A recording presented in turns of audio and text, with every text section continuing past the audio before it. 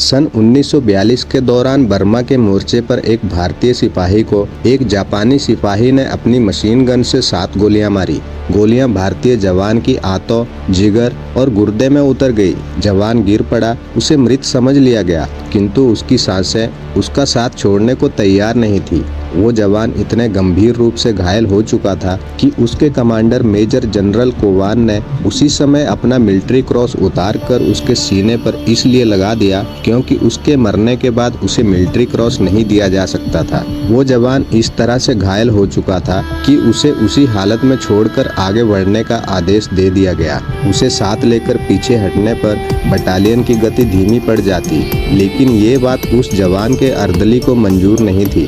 उसने जवान को कंधे पर उठा लिया और पीछे पीछे चल पड़ा। उस जवान की हालत को देखकर सभी डॉक्टरों ने अपने हाथ खड़े कर दिए। उन्हें उसका इलाज करना समय की बर्बादी लग रहा था। इतने में वो अर्दली जो जवान का घायल शरीर उठाकर यहाँ तक लाया था, उसने अपनी राइफल तान कर डॉक्टर से कहा, हम अपने अफसर को जापानियों से लड़ते हुए अपने कंधे पर उठाकर लाए हैं। हम नहीं चाहेंगे कि वह हमारे सामने इसलिए मर जाए क्योंकि आपने उनका इलाज नहीं किया। आप उनका इलाज करिए, नहीं तो मैं आप पर गोली चला दूंगा। डॉक्टर का मन अब भी नहीं मान रहा था, मगर सामने एक जुनूनी इंसान उस पर राइफल ताने खड़ा था, इसलिए अनमने मन से उसने जवान के शरीर में धसी हुई गोलियां निकाली और उसकी आंत का क्षतिग्रस्त हिस्सा काटकर हटा दिया। इतना करने के बाद भी डॉक्टर को जरा सी उम्मीद नहीं थी कि वो जवान बचेगा, लेकिन उस जवान को अभी मरना नहीं था। यही कारण था कि वो आश्चर्यजनक रूप से बच गया। स्थिति थोड़ी सामान्य होते ही उस जवान को पहले मांडले ले जाया गया, फिर रंगून और फिर वापस भारत लाया गया। 7 गोलियां खाने के बाद भी जीने की जिद पर अड़ा हुआ वो जवान था लेफ्टिनेंट कर्नल सैम मानेकशॉ। वही सैम मानेकशॉ जिन्हें 1971 में इंडो पाक युद्ध का हीरो कहा जाता है, और उनका अर्दली जो उन्हें बचा के लाया था उसका नाम था सूबेदार शेर सिंह। अगर उस दिन शेर सिंह ने हिम्मत और लेफ्टिनेंट कर्नल सैम मानेकशॉ के प्रति अपना समर्पण ना दिखाया होता तो शायद हमें एक ऐसा सैनिक अफसर ना मिलता जिसे दुश्मनों या हुक्मरानों के सामने सही बात बोलते हुए जरा सी भी हिचक महसूस नहीं होती थी। 3 अप्रैल 1914 को पंजाब के अमृतसर में जन्मे सैम मानेकशॉ का पूरा नाम था सैम हरमूस जी प्रेम जी जमशेद जी मानेकशॉ, लेकिन उनका पूरा नाम शायद ही किसी को याद हो, उनके साथ अफसर हो या उनके परिवार वाले, यहाँ तक कि उनके अभिभावक भी उन्हें सैम या सैम बहादुर ही कहकर पुकारते थे।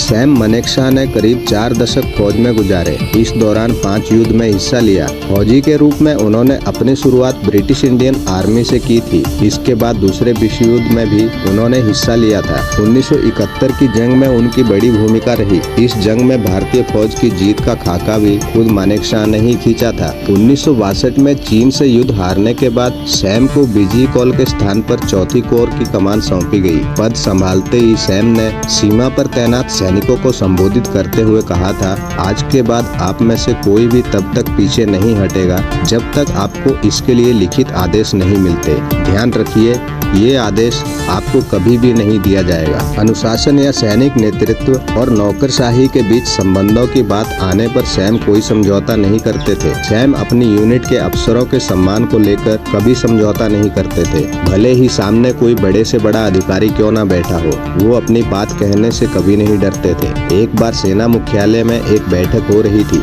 रक्षा सचिव हरीश सरीन भी वहाँ मौजूद थे। उन्होंने वहाँ बैठे एक कर्नल से कहा, you there, open the window. वह कर्नल उठने लगा, तभी सैम ने कमरे में प्रवेश किया। रक्षा सचिव की तरफ मुड़े और बोले, सचिव महोदय, आइंदा से आप मेरे किसी अफसर से इस टोन में बात नहीं करेंगे। यह अफसर कर्नल है, यू देयर नहीं। उस जमाने में बहुत शक्तिशाली ICA अफसर हरीश सरीन को उनसे माफी मांगनी पड़ी। अपनी बात को लेकर सैम कभी पीछे नहीं हटे, भले सामने कोई भी हो। बात 1971 की लड़ाई की है, जब इंदिरा गांधी चाहती थी कि वह मार्च में ही पाकिस्तान पर हमला कर दें, लेकिन सैम ने ऐसा करने से साफ इनकार कर दिया। इसका कारण यही था कि उन्हें ये बात अच्छे से मालूम थी कि भारतीय सेना अभी हमले के लिए तैयार नहीं है। इंदिरा गांधी इससे नाराज भी हुई। मानेकशॉ ने पूछा, आप युद्ध जीतना चाहती हैं या नहीं? उन्होंने कहा हाँ। इस पर मानेकशॉ ने कहा, मुझे 6 महीने समय दीजिए, मैं गारंटी देता हूँ कि जीत आपकी होगी। सैम के लिए सबसे गर्व की बात यह नहीं थी कि भारत ने उनके नेतृत्व में पाकिस्तान पर जीत दर्ज की। उनके लिए सबसे बड़ा क्षण तब था जब युद्धबंदी बनाए गए पाकिस्तानी सैनिकों ने स्वीकार किया था कि उनके साथ भारत में बहुत अच्छा व्यवहार किया गया था। देश के ऐसे वीर सपूत के बारे में आने वाली नस्लों को बताया जाना बेहद जरूरी है। ये वही लोग हैं जिनके कारण आज भारत विश्व के शक्तिशाली देशों में गिना जाने लगा है। हमें इनकी स्मृतियों और बहादुरी के किस्सों को अनमोल विरासत की तरह सहेजने की आवश्यकता है। दोस्तों, वीडियो अच्छा लगा हो तो वीडियो को लाइक करें और चैनल को सब्सक्राइब करें। मिलते हैं अगले वीडियो में एक नई जानकारी के साथ।